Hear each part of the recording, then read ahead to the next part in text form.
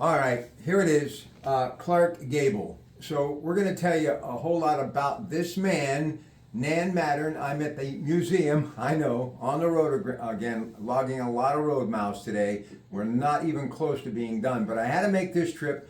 And before I introduce Nan and give you a little history on this guy, I want to tell you why I'm here. So for 20 years, I did play-by-play sports in Eastern Ohio.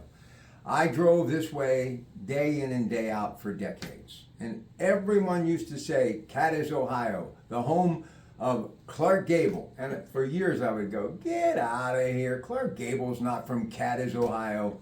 Well, lo and behold, he is and was. So Frank Dawson, who recently passed away, who I think about all the time, used to say, you've got to get to this museum. Eventually, Clark would end up in the Upper Ohio Valley Lou Holtz Hall of Fame. I'll get to you now, don't worry.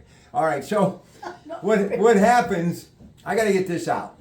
So I finally today had a little window, but I'll tell you what started this whole journey. I get up early to work out and start filming from my studio, getting ready for my KDK radio shows this weekend. And who is on Turner Classic Movies, because I get a little bit of that every day. I absolutely love what Ted Turner did years ago. Honky Tonk. They're paying tribute to Lana Turner because it must be her birthday today. A lot of her movies are on. And I love Lana Turner.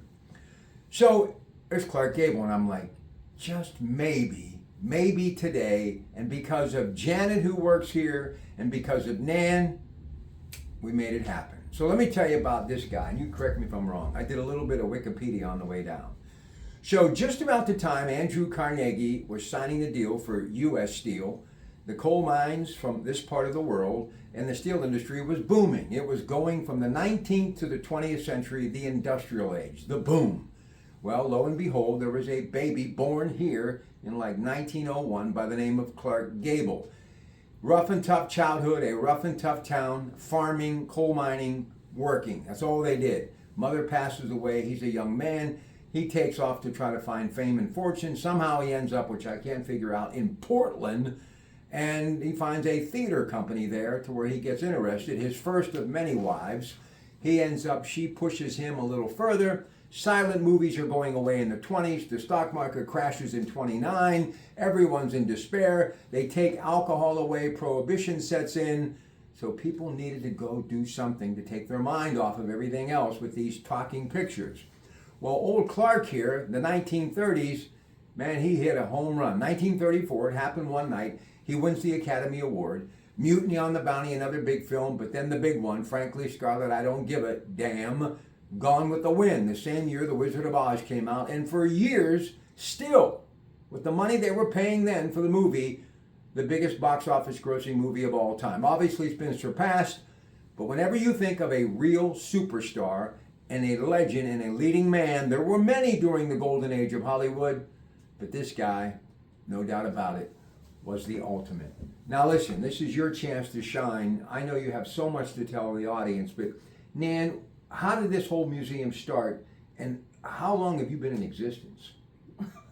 Too long. Well, actually, about 1985, there were several of the members that, they had they'd been interested in Clark Gable, right? And they wanted to do something. So we used to meet in private homes, trying to figure out how we could do something to honor Clark Gable. And so we kept working at it. And we got donations. There was a lady down the street that knew the Gables and everything, and she was very much instrumental in helping us rebuild the home of where Clark Gable was born. It's fascinating. Now my question is, once he hit fame and fortune, did he ever come back here to visit? Well, they said he did. Right. But nobody seems to know just exactly when that was. Now, you have to remember, he grew up over in Hopedale. So that was where his house is still standing over there. Oh, okay. And they would come back, I guess, occasionally, over there. Mm-hmm. And didn't really, I don't think, this house was just rented out. It was getting deplorable, and I think they just finally kind of fell down around. Well, listen, you have such a great personality, and I know Janet works real hard. You got a big event coming up. We're going to talk about that, but I just have to say this. sometimes art imitates life. And Clark Gable was awesome. I mean, absolutely loved him, watch his movies all the time. But I always liked the backstory. And what a lot of people don't realize, he fell in love with many women, but one person in particular, Carol Lombard, who he absolutely flat out adored. She dies in a plane crash in 1942. He's crushed, devastated, probably never overcame it. Ends up basically getting involved, serving the military, flying combat missions, but never ever was the same. Whenever I think of him, I think of Carol Lombard, and I have to think if she would have lived, his life might have had a better ending. So it's like 1960, he's making a movie, what turned out to be kind of sad for the co-star, Marilyn Monroe, I think Montgomery Clift was in it, called The Misfits. Well, this guy, they finish it, and literally after they finish the film, a blood clot, he has a heart attack and dies. Here's what blew me away.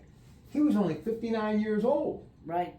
And he lived quite a life. Yeah, he that did. was those 59 years, you know. He did. He lived more than probably a lot of people did, really. Here's what else I admired about Clark Gable.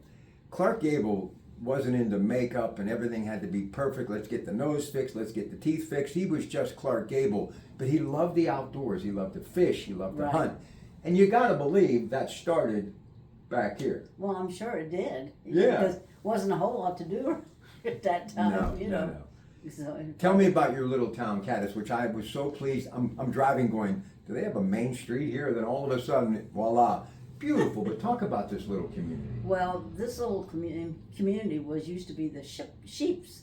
They had a lot of sheep around. You mean like here. bah? Yes. Okay. Yeah. Okay. And then it just sort of evolved into other things, and the coal industry really Boom. boomed, and it just got everybody back into being interested in trying to live the good life, so to speak.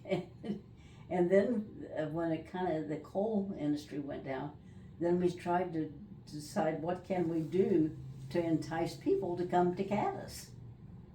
Clark Gable was it. No doubt, no doubt. He really was just a force.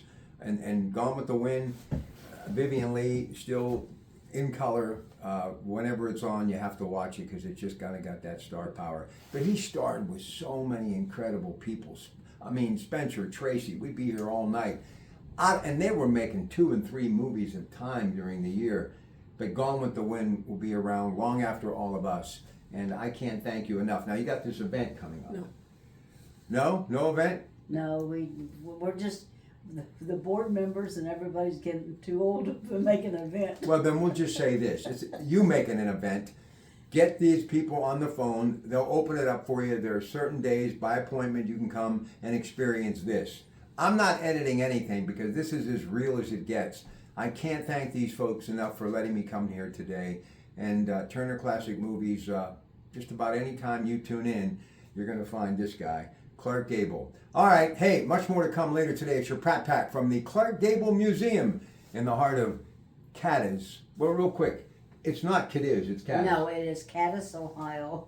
Okay, I think they were joking with me all those years. Have a great day, Nan. Your Pratt Pack, Clark Gable Museum, Cadiz, Ohio. Good afternoon.